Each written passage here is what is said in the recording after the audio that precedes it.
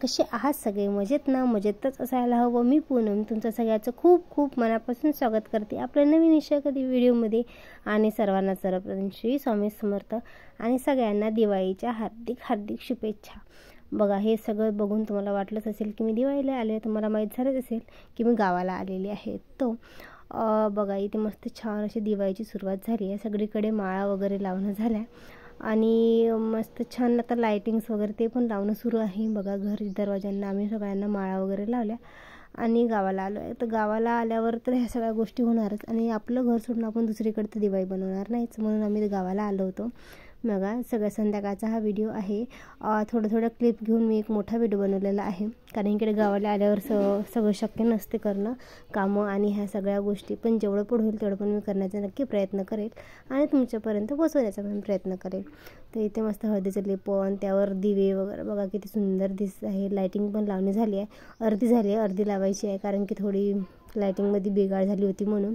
आणि एक साईडकडे चिवडा पण झाला होता, म्हणजे चालू होता फुटाणे वगैरे तळणं, त्याच्यामध्ये छान सगळं शेंगदाणे, फुटाणे, खोबरं ह्या सगळ्या गोष्टी वगैरे आणि फराळाचं वगैरे सगळं बनवणं झालं. आणि थोडंफार प्रमाणात काही राहिलं होतं ते नंतर बनवणार होती. बघा, इकडे बघा किती मस्त खुसखुशीत अशा दिवाळीची सुरुवात झाली. आणि चिवडा, चकली, अनारसे, शंकरपाड्या, लाडू वगैरे सगळं बनवून झालं.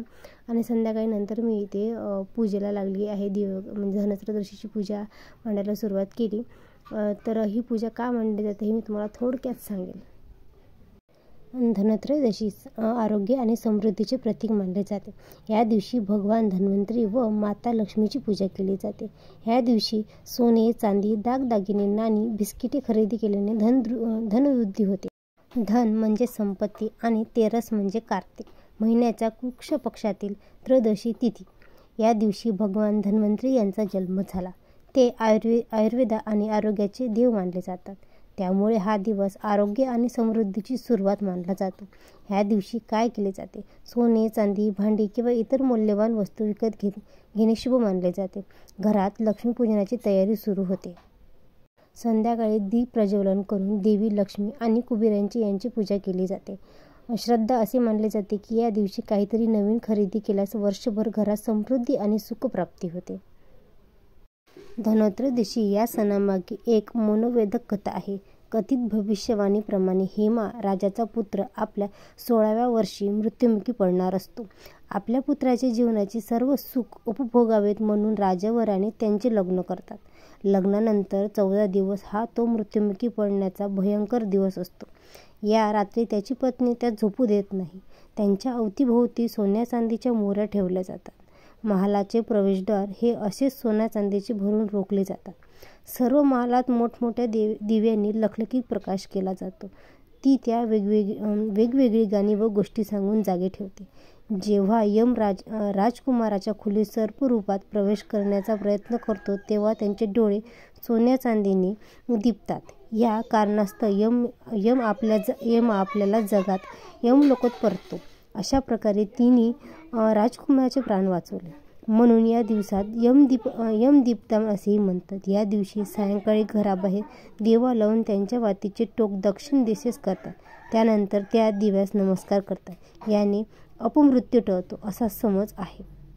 आता मी इथे पूजेची सगळ्या प्रकारे मांडणी केलेली आहे. साधी सोपी मांडणी आहे. पहिले दीप प्रज्वलन करून घेतले आणि 4 नागवेलीची पानं घेतली, म्हणजेच 8 म्हणजे जोड पानं घेतलेली आहे.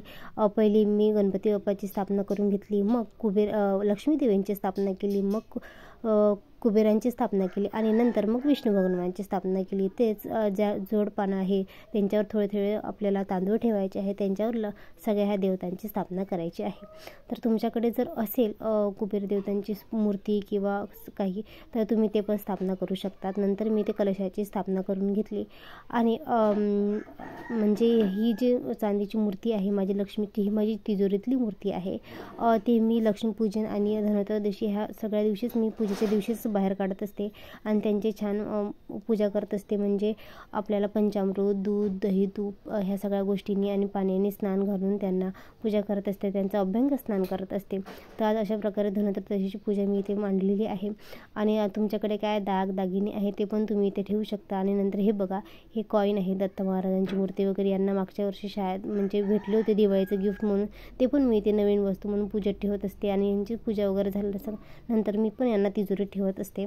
तर अशा प्रकारे आपली छोटीशी पूजा धनत्रयोदशीची मांडून झाली आहे. आणि इथे आज गुळाचा आणि धन्याचा नैवेद्य दाखवला जातो. आणि धने ह्या पूजेमध्ये, धनत्रयोदशीच्या पूजेमध्ये धने हे खूप महत्त्वाचे आहे. आवर्जून तुम्ही धने विकत आणा आणि धने ठेवा. गूळ आणि धने यांचा नैवेद्य तुम्ही त्यांना दाखवा, पूजेमध्ये ठेवा. आणि हे 5 राशी ठेवलेलं आहे, म्हणजेच कडधान्य. आपलं धन काय आहे, तर आपले जे आपलं खाद्यपदार्थ आहे तेच आपलं धन आहे. तर अशा प्रकारे सगळं जे काय आहे, तुम्ही पैसे सगळ्या गोष्टी तुम्ही इथं ठेवू शकता. तर मग बघा, मी 5 रंगाचे इथे कडधान्य वगैरे सगळं ठेवलेलं आहे पूजेमध्ये. त्यांची पण पूजा मी इथे करून घेत आहे. आजच्या दिवशी तुम्ही सोनं, चांदी जे काय आहे ते तुम्ही इथे पूजेत ठेवू शकता, खरेदी करू शकता. आणि आजच्या दिवशी सोनं, चांदी खरेदी केलेलं खूप शुभ मानलं जातं आणि पूजेत पण ठेवलेलं खूप शुभ मानलं जातं. तर सोनं, चांदी जर शक्य नसेल तर तुम्ही इथं तांबे, पितळ किंवा स्टीलची भांडी वगैरे जे काय आहे ते तुम्ही इथे म्हणजे खरेदी करून पूजेत ठेवू शकता. असं काही नाही आहे की सोनं, चांदीच खरेदी केलं पाहिजे. कोणतेही धनद्रव्य असेल ते आपण इथे पूजेत ठेवू शकतो. आणि नंतर मी इथे नैवेद्य दाखवला.